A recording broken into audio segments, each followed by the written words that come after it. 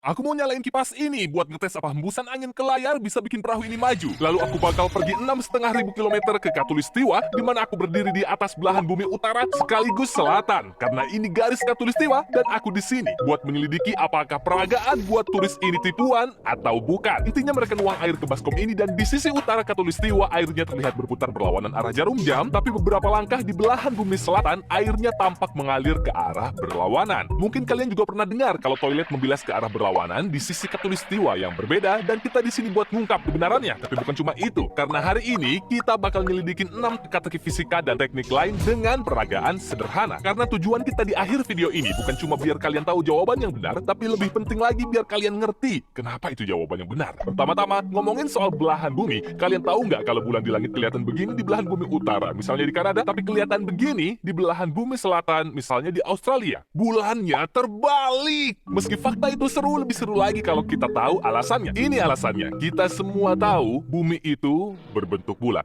Jadi kalau kalian Superman berdiri di kutub utara di belahan bumi utara, kalian seperti ini. Tapi kalau kalian Thor berdiri di belahan bumi selatan di Antartika, kalian seperti ini. Nah, tentu aja bulan di sebelah sini ngelilingin bumi seperti ini. Dan aku akan nambahin anak panah untuk bantu kita lihat arahnya. Jadi buat Superman di kutub utara, panahnya bakal nunjuk ke atas, tapi dari perspektif Thor di kutub selatan, panah itu bakal nunjuk ke bawah dari sudut pandangnya. Dan kalian pasti mikir, kalau semua itu benar, jadi panahnya bakal nunjuk ke arah mana kalau kamu Spider-Man yang berdiri di sini di Khatulistiwa? Menurut model kita ini seharusnya miring. Dan emang bener di sini di Ekuador, di Khatulistiwa, dengan senang hati aku laporin kalau bulannya emang bener kelihatan miring. Buat fakta seru kedua dari 7, kalau kalian tancapin 2 jarum pin ke karton kayak gini, lalu hubungin dengan tali, lalu telusuri, kalian bakal dapat bentuk geometris favoritku, elips. Tapi ada yang istimewa dari 2 lubang jarum ini. Keduanya disebut titik fokus, dan tiap garis lurus yang kalian bidik ke segala arah dari salah satu titik akan memantul ke dinding elipsnya dan selalu mengenai titik fokus satunya. Dan ini buktinya karena aku naruh penunjuk laser di satu titik fokus, bola lilin di titik satunya, dan permukaan cermin di seluruh dinding dalamnya. Kalian bisa lihat ke arah manapun laser aku sorot, cahayanya selalu memantul dan nyinarin lilinnya. Tapi disinilah kerennya. Kalau kalian bikin ruangan ukuran asli dalam bentuk elips, lalu berdiri di satu titik fokus, kalian bisa dengar bisikan paling pelan dari orang yang berdiri di titik fokus satunya, bahkan dari jarak ratusan kaki, karena semua gelombang suaranya mantul balik ke telinga kalian. Malah ruang bentuk elips ini dibangun John Quincy Adams di gedung Capitol Amerika, dan konon dia ahlinya mengantisipasi gerakan lawan yang berkomplot ngelawan dia dari sisi lain ruangan besar itu. Karena kalian udah tahu prinsip fisika yang terlibat, kalian pasti gak heran kalau John Quincy Adams naruh mejanya tepat di atas titik fokus paling kiri ini. Berikutnya nomor 3, semua tahu kalau kalian injak pedal gas di mobil, barang-barang di dalam mobil bakal bergerak mundur. Lalu waktu kalian injak brake, barang-barang di dalam mobil tetap bergerak ke depan. Dan itu termasuk kalian. Makanya kita pakai sabuk pengaman.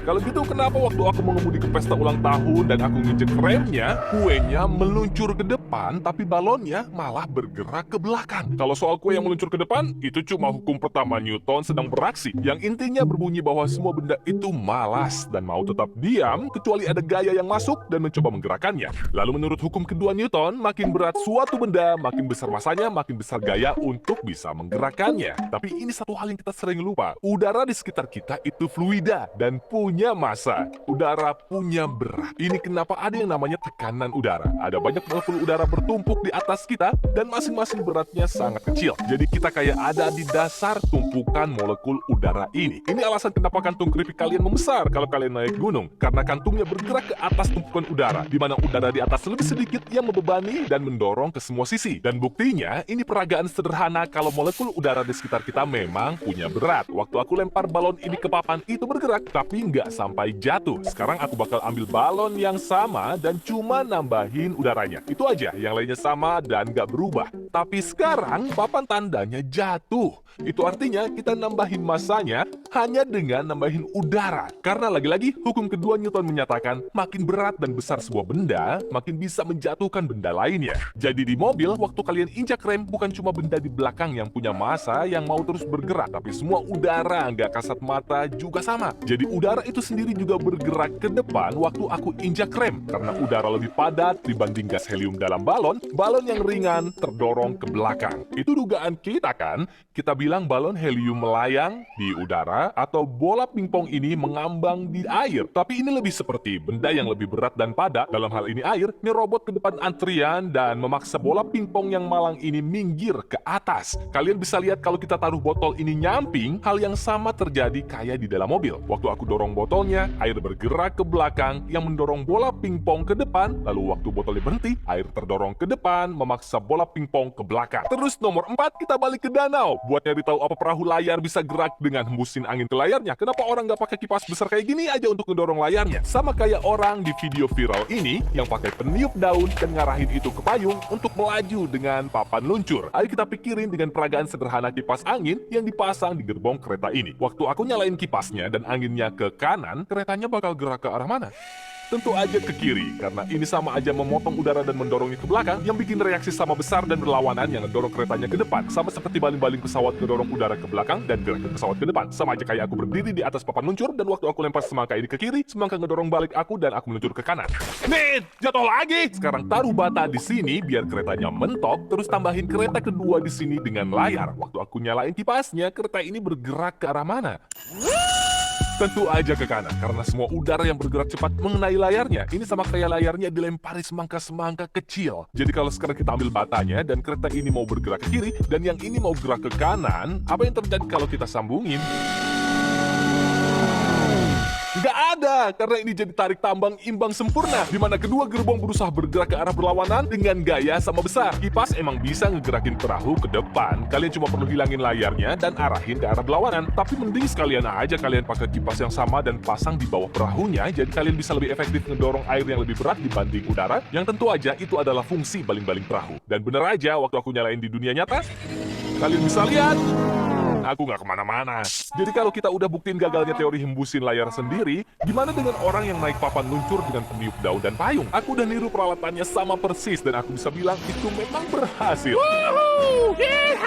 Itu nggak ada hubungannya dengan payung atau peniup daun, tapi itu semua karena papan luncur listrik yang baterainya dipasang tepat di bawah sini, sama kayak yang bisa kalian lihat di beberapa bagian videonya. Di urutan nomor 5 adalah fakta paling gila yang aku tahu. Bayangin aku baru aja mengikat tali yang mengelilingi bumi. Tapi aku baru sadar kalau harusnya tali ini dijarakin 1 kaki dari permukaan bumi. Jadi pertanyaannya, berapa panjang tali tambahan yang aku butuhin buat ditambahin ke tali ini? Kalian pasti mikir jumlahnya 2 atau 3 kali lipat. Tapi gimana kalau aku bilang kalian cuma butuh tali tambahan sepanjang ini? Tepatnya 6,28 kaki.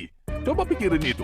Keliling bumi adalah 131 juta kaki. Tapi kalian cuma butuh tali sepanjang ini untuk ngangkat semua ini 1 kaki dari tanah di sekeliling bumi. Yang lebih gila lagi adalah kalau kalian terapin ini di bola basket, jumlah tali tambahannya sama persis. Hitungan matematikanya cuma aljabar kelas 2 SMP yang mudah. Kalian bisa lihat karena radiusnya bisa ditiadakan, berapapun ukuran lingkaran kalian, hasilnya selalu 2pi atau sekitar 6,28 kaki tali tambahan. Kalau kalian malas ngitung, tenang aja. Karena kalau kita anggap bumi berbentuk persegi, langsung terlihat jelas kenapa ukuran bendanya nggak penting. Kalau ini tali awalku, kemudian aku kasih jarak 1 kaki dari tanah, kalian bisa lihat di setiap sudut aku hanya perlu nambah 2 kaki, totalnya 8 kaki. Dan sama kayak bola basket, jawabannya tetap sama kalau kalian terapin di bentuk 4 sisi yang lebih kecil seperti TV kalian. Dan itu sangat mendekati tambahan 6,28 kaki yang dibutuhin lingkaran. Di nomor 6 beberapa waktu lalu ada Kickstarter yang mereka nyiptain ransel mengambang yang bisa ngurangin dampak benturan sampai 86%. Selamat datang di masa depan meransel. Anda belum pernah melihat ransel yang bergerak seperti ini, atau membuat Anda bergerak seperti ini. Dan gerakan ini bukan hanya untuk pamer. Dengan menggantung beban, Hoverglide mengurangi dampak benturan dari 80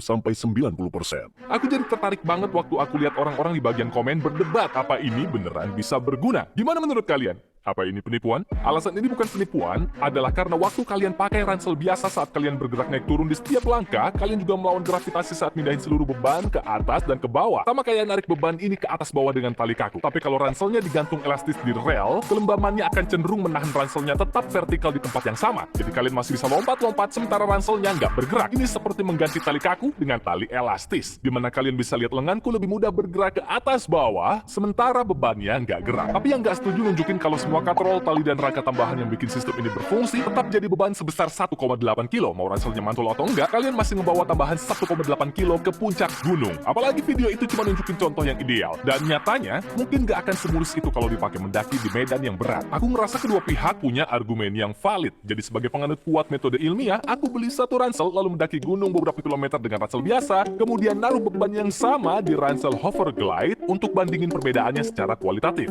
Sejauh ini aku nggak suka. Rasanya badanku jadi ikut goyang. Aku coba lari pelan. Oh, ini baru enak. Kayaknya ini triknya. Kalau dapat irama yang tepat, ini ajaib. Kalau enggak, ini kebalikannya ajaib. Oh ya, sekarang jadi nggak sinkron dan bikin kehilangan keseimbangan. Jadi kesimpulanku di medan datar yang mudah diprediksi, ransel ini bisa nguntungin. Tapi di medan pendakian berat nggak beraturan, ini nggak sepadan dengan beban tambahan akibat masalah ketidaksinkronan. Dan untuk tantangan sains terakhir, kita kembali di Khatulistiwa di Ekuador buat ngelihat apakah peragaan turis populer ini adalah penipuan. Apa air benar-benar mengalir ke arah berlawanan walau jarak antar kedua sisi Khatulistiwa tidak jauh? Selain itu, apa air di toilet juga berputar ke arah yang berlawanan di belahan bumi utara dan selatan? Untuk toiletnya aku akan langsung bantah mitosnya. Karena kalau kalian lihat baik-baik, arah putarannya cuma tergantung dari arah mulut pipanya. Kayak yang kalian lihat di sini dan toilet manapun yang kalian periksa sendiri. Terus gimana dengan wastafel yang cuma punya pembuangan? Kayak di peragaan ini yang nggak ada mulut pipanya. Percaya atau nggak, ide ini ada benarnya karena sesuatu yang disebut efek Coriolis. Dan alasannya sama dengan pola cuaca seperti ini yang berputar berlawanan arah jarum jam di belahan bumi utara yang kita sebut sebagai badai dan searah jarum jam di belahan bumi selatan yang kita sebut sebagai siklon. Dan alasannya cukup mudah dimengerti. Kalau kalian bayangin ada wastafel besar yang membentang dari Khatulistiwa ke kutub utara. Dalam hal ini, setetes air dalam wastafel di Khatulistiwa akan meluncur sangat cepat saat bumi berputar. Dan tetesan air di dekat tengah akan bergerak dalam kecepatan sedang. Tapi tetesan air di kutub utara gak bergerak sama sekali karena berada tepat di porosnya. Jadi waktu kalian cabut sumbat di wastafel dan airnya bergerak ke tengah, tetesan air yang meluncur di sini tiba-tiba bergerak lebih cepat dibanding air yang lebih lambat yang jauh dari Khatulistiwa. Jadi tetesan itu maju ke depan saluran pembuangan dan sebaliknya, tetesan air di kutub utara sekarang bergerak jauh lebih lambat dibanding air yang dekat Khatulistiwa sehingga tertinggal. Saat semua tetesan terpengaruh seperti ini, secara alami terbentuk pusaran berlawanan arah jarum jam sama seperti badai, di mana mata badainya adalah zona tekanan rendah seperti saluran pembuangan. Tentu saja nerapin semua logika yang sama di belahan bumi selatan akan menghasilkan sebaliknya yang menghasilkan pusaran searah jarum jam. Jadi apa ini artinya air wastafel emang mengalir berlawanan arah di belahan bumi utara dan selatan? Sayangnya enggak, karena efek Coriolis hanya terlihat kalau kalian bergerak makin jauh ke atas atau ke bawah dari Khatulistiwa. Jadi kecuali kalian punya wastafel selebar 8 km atau bikin kondisi paling sempurna seperti yang ditunjukin temanku Destin dan Derek. Airnya mengalir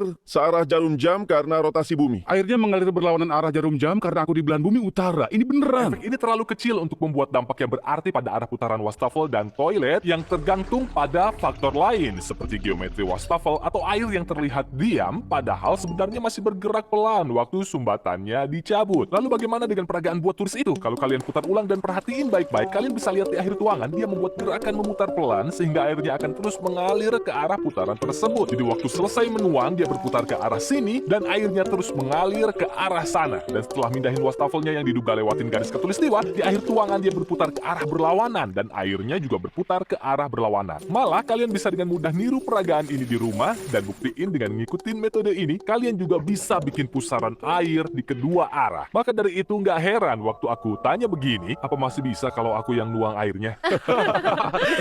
Aku nggak dikasih kesempatan buat ngetes dan mengamati. Selain itu, sebagai bukti terakhir, kalau kalian lihat koordinat GPS tempat ini, jaraknya lebih dari satu lapangan football ke garis Khatulistiwa yang resmi. Artinya selama ini kita sebenarnya ada di belahan bumi selatan. Jadi ini bukan ilmu pengetahuan, tapi cuma usaha ngambil uang kalian dengan trik sulap murahan aja. Sementara sulap sebenarnya adalah semua ilmu baru yang aku transfer secara nirkabel lewat layar yang kalian tonton dari otakku ke otak kalian.